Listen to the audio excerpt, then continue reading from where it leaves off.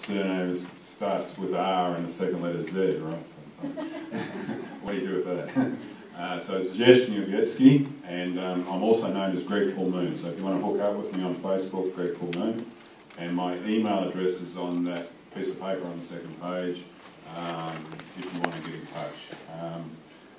Now, I'll just start with my story, so because it's a little bit related to the approach with the councils, but I want to address TPP more broadly, and also I want to thank Carolyn for outlining what TPP is about, because that's going to save me a lot of trouble, and also the couple of videos, okay, because I assume everyone here in the meeting is fairly clear about what TPP is about.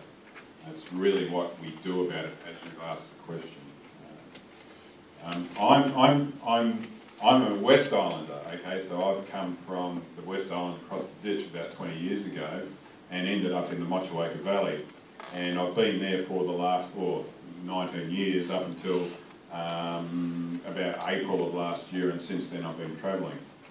And I've been travelling talking to people about Trans-Pacific Partnership.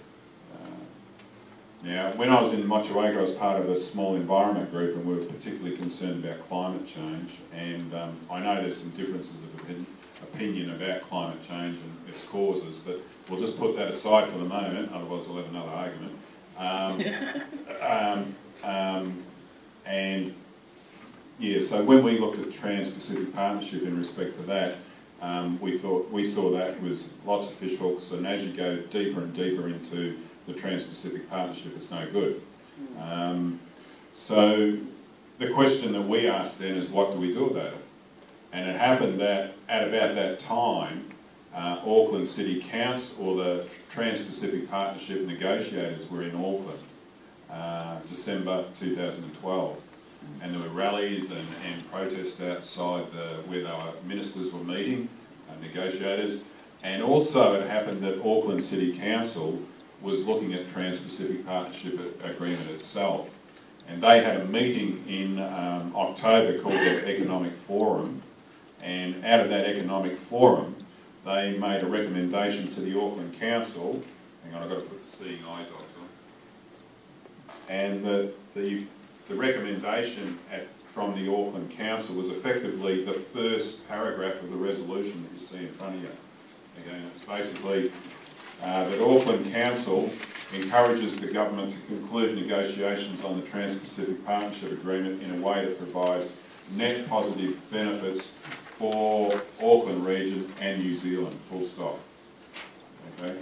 So that recommendation then went to a council meeting in December at about, right when the negotiators were in Auckland. And at that council meeting, a couple of councillors moved and seconded the 12 points that you see following that preamble, or that first paragraph. And that was moved, seconded, and ultimately carried in the discussion 9 votes to 7. Okay? And that became Auckland Council policy in respect to the Trans-Pacific Partnership Agreement. Now, so we've been having rallies and all the rest of it, but one of the things that happened was that Jane Kelsey came down to Nelson and addressed a public meeting, much like this, though there's a few more people there, and part of her story was this resolution from the Auckland Council. And so the activists in Nelson then said, oh, well, that's a good idea, let's go and talk to our Tasman Council about it. And so they did. And then they lobbied that onto the Tasman Council, to the Nelson Council, and Nelson ultimately decided to agree to it in July of 2013. And then next thing is that it's up before the Tasman District Council, and we in the renewables became central to that lobby, and we went there 3 times presenting to the council, and ultimately in March of 2014 the council adopted the resolution, and this time unanimously. Okay, they mucked around with the last clause, but effectively they carried the resolution unanimously. From there it was like, what do we do with it next? So then the renewables, and it was me, wrote a paper and a covering letter to all the councils in New Zealand. So there's 19 regional councils and 59 territorial or unitary authorities, and we said to them, you should do the same. And of course next week they all wrote back and said, yes, no worries. I just said if you're away. So then it was like we had to go and push. But Christchurch said, Greg, come down here and give us a hand. So April, I shot down there. So that took me out of my territory. So I was on the road. And we made our presentation to Christchurch Council along with Gender Spa, the TPP Action activists down there, and they put their petition into the council, and then council was mulling it over, and ultimately, to cut a long story short, in August they adopted the resolution. And in the meantime we'd moved operations to Dunedin, and Dunedin Council on the 18th of August adopted the resolution. And then we got a call to come up to Wellington and start work there. Wellington TPP Action, centred around Mana Party. They had a presentation spot before the Wellington Council on the 27th of August last year, and we presented and also presented the petition, and the council considered it and said, all right, well, we'll have a look at it. So we went to work then on the rest of the councils in Wellington, and I stayed there for 4 months, running public meetings, assisting with the November rally in the Wellington area. And during my period in Wellington, up until the March 7 rally, I personally have put up about 1,000 posters around the town, often working at night time. And there's still an outstanding bill from the Hutt City Council. They're saying, Greg, you need to pay for the cleaning of these posters off these posters. So, get off it. So I'm waiting for the summons. So anyway, all of that work got to a point where the Wellington City Council carried a resolution in February of this year, and then quickly followed by Hutt City Council in March. And then we picked up 3 councils. This was our record month. 3 councils in April. They were the Upper Hutt City Council, the Kapiti Coast District Council, and also Palmerston North. And in the meantime, TPP Action in Tauranga said, Greg, why don't you come up here? And what we did is we put paper in, along with them, into the long-term plan of the Tauranga Council, and we suggested to the council that they let us into their council public forum, and they did on the 19th of May. We made presentations, and the Mayor, Stuart Crosby, moved the resolution that it be referred internally for report by the staff and bring it back to the next council meeting, and he said there was nothing unreasonable in the resolution when he moved that resolution. So that was adopted by the council. They brought the report back and we addressed the council again on the 23rd of June, and they adopted the resolution there. Okay, so that's Tauranga. We've also made presentations to Hastings and to Rotorua, and we've also made presentations down in Wairarapa to the Carterton District Council and the South Wairarapa District Council. I'll be presenting to the Maori Standing Committee of the South Wairarapa Council on the 26th of July, so later on this month. And I also received advice today from the South Wairarapa District Council that their policy committee has adopted our resolution, right? And they're going to, that'll get referred then, I'm assuming, to the full council, and the next full council of the South Wairarapa Council is later in August. I've forgotten the date, but anyway. So with Tauranga we had 11 councils, right? And in their territories, when you add up Auckland, Nelson, Tasman, Christchurch, Dunedin, Wellington, Hutt, Upper Hutt, Kapiti, Palmerston and Tauranga, add up and you use the 2013 census figures, you find that in the territories of those councils is 60% of the New Zealand population. Right? So in terms of representative democracy, right, our resolution that you've got there in front of you is the, if you like, New Zealand Trade Promotion Authority, if you like, the equivalent of the USA Trade Promotion Authority. Right. Now it's quite simple what's in that resolution. It's saying all the things that we've got, we keep, right? And the things that, you know, you want us to agree to, like, and also, like, if it's a free trade agreement, we want free trade for our products into those other protected markets. And we know that not only is the USA not keen on having our dairy products coming into their marketplace, but there's none of the more than $200 million per year, 200 billion food subsidy bill or farm subsidy bill. None of that is on the table in respect to TPP. So their farm subsidies are still proposed to carry on, but like it's not being talked about at all. And as I said in the answer before, there's still a number of things that are unresolved. But we do know that our government has agreed to investor-state dispute settlement, and there's no secret about that because they've just agreed to that in terms of the NZ Korea, or Republic of Korea Free Trade Agreement that's just been negotiated, and there's elements of that, the tariff schedules that are going through the New Zealand Parliament now. In that exercise, we got thousands of Kiwis, New Zealanders, to make submissions to the select committee process, saying that we don't want ISDS or investor-state dispute settlement in that bill, right? And a number of us went and presented to the select committee in person, including myself, you know, look them in the eye and say we don't want that. Now, they ignored that, and the National Party is pushing that bill or that international treaty through the Parliament.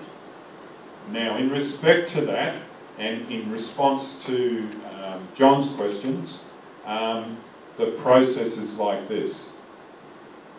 The free trade investment, or the TPP and any of these things are international treaties. And under our rules, it's not the Parliament that makes the decision. Right? The Crown retains the prerogative, is the wording that's used in the Cabinet Manual or the Cabinet Rules. The Crown retains the prerogative to enter into international treaties. And it does that through the exercise of its rights to sign and assent to treaties using the power of the New Zealand Executive. Right?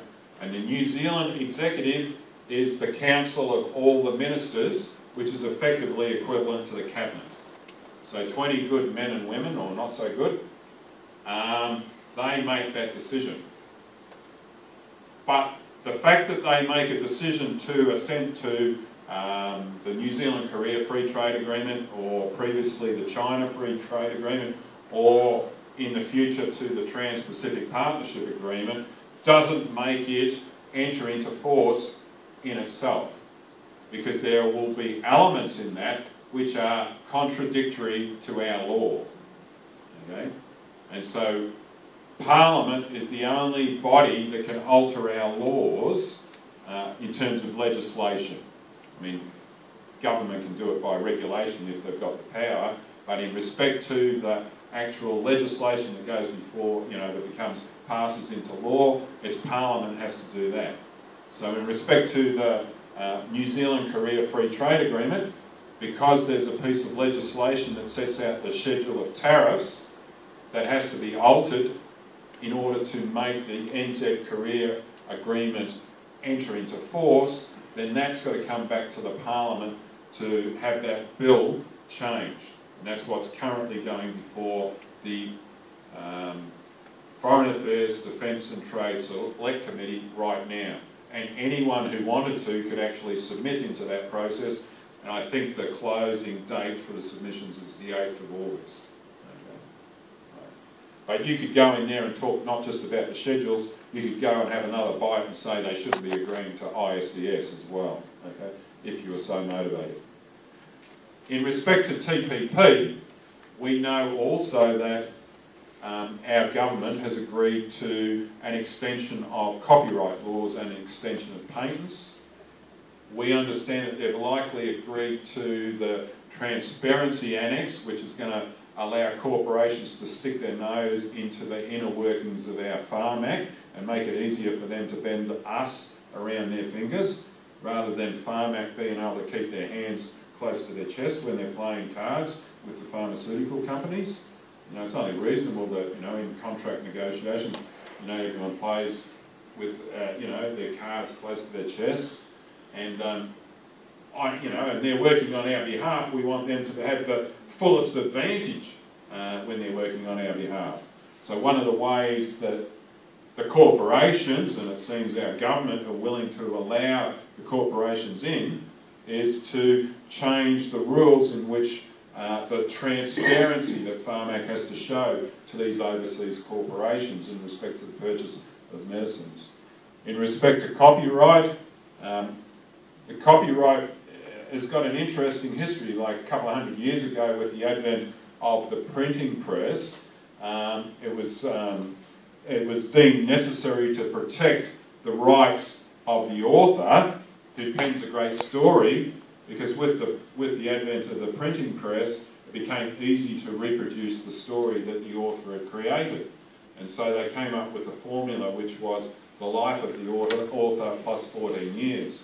Now that's since been extended to 14 plus 14, and that's been then extended from the life of the author to 50 years, plus 50 years, which is where it is now. And what the corporations are saying, that's not enough, we want more, they always want more. And so they're now, our government's agreed that they can have the life of the author plus 70 years. Right?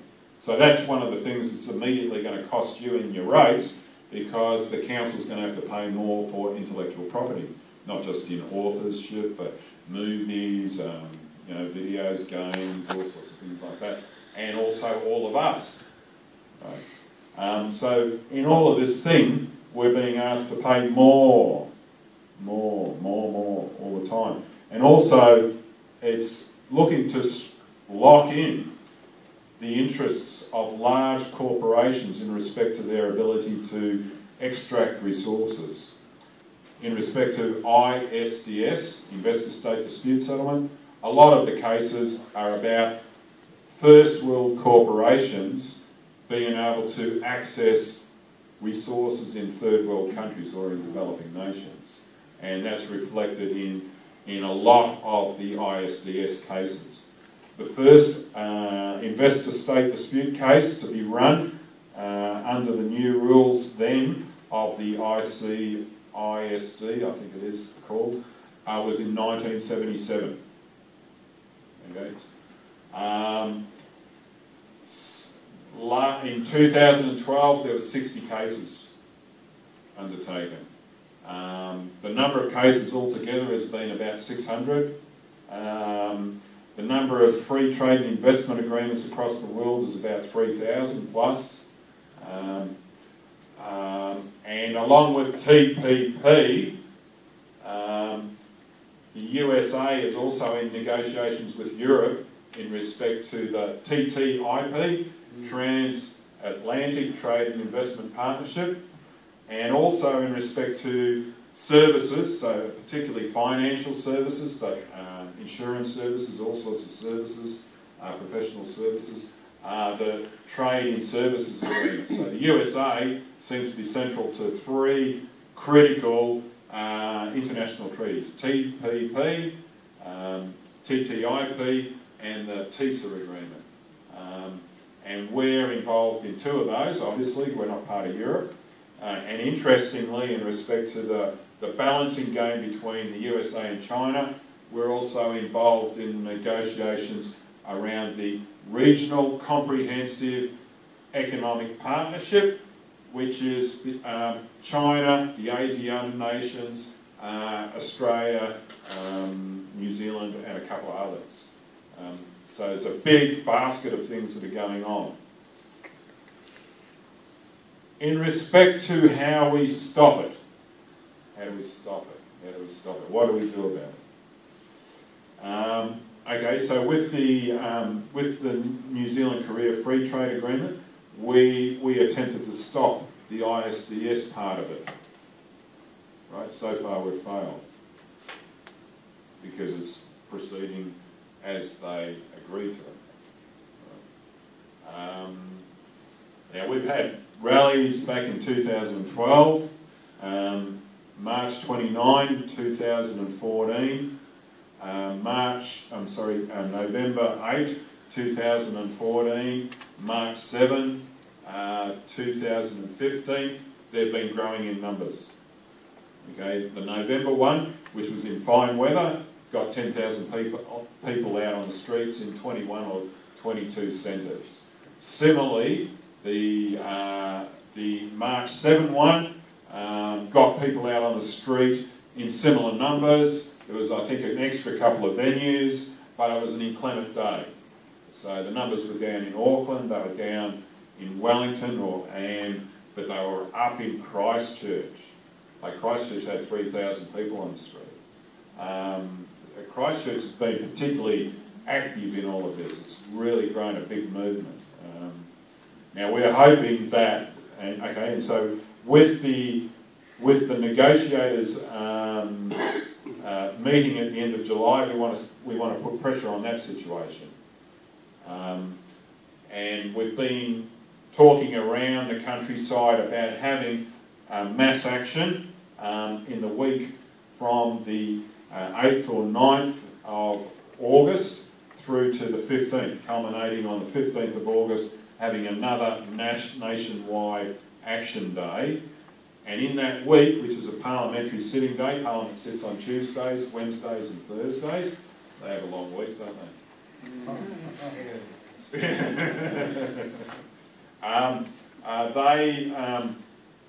We want to be having actions in Wellington as well on the Wednesday, and listening to, because there was 2 meetings in Wellington yesterday, in Wellington on Monday and Tuesday. One was the Wellington TPP action meeting, and they're gearing up. They're getting very quick. They're doing all sorts of things, including things like having gallery displays of photos from past rallies and things like that. So like trying to hit it in a number of different ways. There are suggestions around the place about people should be out blocking the streets and all that sort of thing. We have quite a history of protest in this country, and we, the women to get the vote were very active a long time ago. Right? The movement to get recognition for Maori in terms of Bastion Point was considerable and lasted a long time. The recognition that all men and women are equal in terms of the anti-apartheid movement and stopping the Springboks, that was violent. Right. And then the response to the nuclear testing in the Pacific, the bombing of the Rainbow Warrior, which we've just had the 30th anniversary of a few days ago, brought people out on the streets and saw people being very creative in their actions to let government and the world know how they felt about things. And so the question really is what we, that is we the people, are willing to do in relationship to it. The world has moved on and we're in an interesting space. We've all been broken up and distracted and we're trying to revitalise the democracy. And we were having chats amongst ourselves about how many people we might get to the meeting tonight. Like if it was a sunny day, it would have been different. I don't know. So, I mean, part of the answer goes back to you. What are you prepared to do as well, like in terms of that?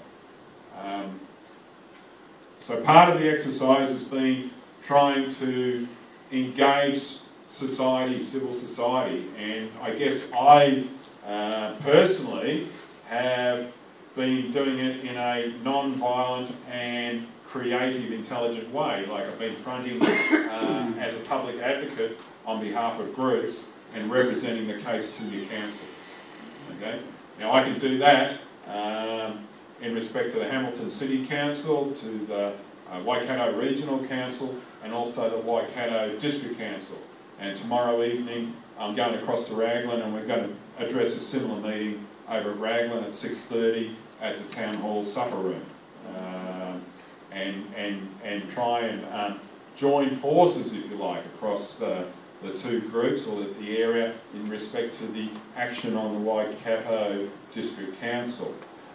We could then, and we're thinking about it, if you are supportive and we move forward with Waikato, with the Hamilton and the other Waikato councils, then we could probably start looking at Waipa and some of those other district councils as well. I mean, and it's interesting that we're here now at the end game time, and where dairy is key to all of this. Like, dairy's been held up as sort of like, the golden goose, right? And everyone's put all their eggs in that basket, it's like, oops, hand in the way. And it's not going to get a chop out in TPP. And New Zealand farmers, they've been caught in these pyramid schemes before. Right, like big birds. Like, we haven't got any mowers anymore, so we thought, we'll borrow some from Australia and South Africa. Ostriches and emus and goats, kiwi fruit, macadamia nuts. Everyone created bubbles. The bubbles burst. Everyone's getting in the world's getting into dairy, chili, China. China's trying to become self-sufficient in terms of dairy. So, and it's interesting, when I was driving up towards Tauranga to present to the council in June, I came around on the east side of Lake Taupo and drove through the Tokeroas. Okay, so the trees are coming out there. So in terms of my interest in climate change, the carbon sinks are coming out and they're being replaced with very short trees, little green ones, right? All the roots are getting pulled out, it's all being windrowed, and they're putting grass in. So you're going to be replacing carbon sinks with carbon farting machines, right? And those so that's just going to add to the glut of dairy that's in the marketplace, and it doesn't look like it's going to get any better for 5 years. Like once something's come down, it takes a long time before it sort of finds its equilibrium and then starts coming up again. And so we're in this district where dairy's at the heart of it in many ways. So, and the other thing is, I was presenting down in New Plymouth, and the stress on dairy farmers is real, very real. And people know that there's been a number of them through the financial stresses and other things that have jumped off the planet, like the numbers that got told to me so far this year is something like 40 suicides. So there's a lot of human tragedy in what's going on because we're not properly planning our economy. And if Tokoroa is an indication of what's going on, and also down, I get to travel all over the countryside. I get, first-hand view of what's going on. Down in Otago, there's more and more of it going in. They sacked the commissioners, like the deficit of democracy. They sacked the commissioners in Canterbury because they weren't issuing enough water permits for dairy. and now they've got commissioners. I mean, now they've got a drought to finish it off. You know, it might be cracked now, I'm not sure. But, you know, the pressure's still on for more dairy conversions. So, you know, there's a lot there. But the thing here is that you support your organisers in terms of what actions are coming up in order to Hamilton to make its contribution to national action. So that's in August, and perhaps even some creative efforts in the period when the ministers are meeting. So that's in that period from the 27th until the end of July. And to give that an assist, we got in touch with a number of the MP's offices when we got to town, and tomorrow morning at 7:30 we'll be meeting with David Bennett, National Party MP. I've also got in touch with McIndoe, but I haven't had much response back from him.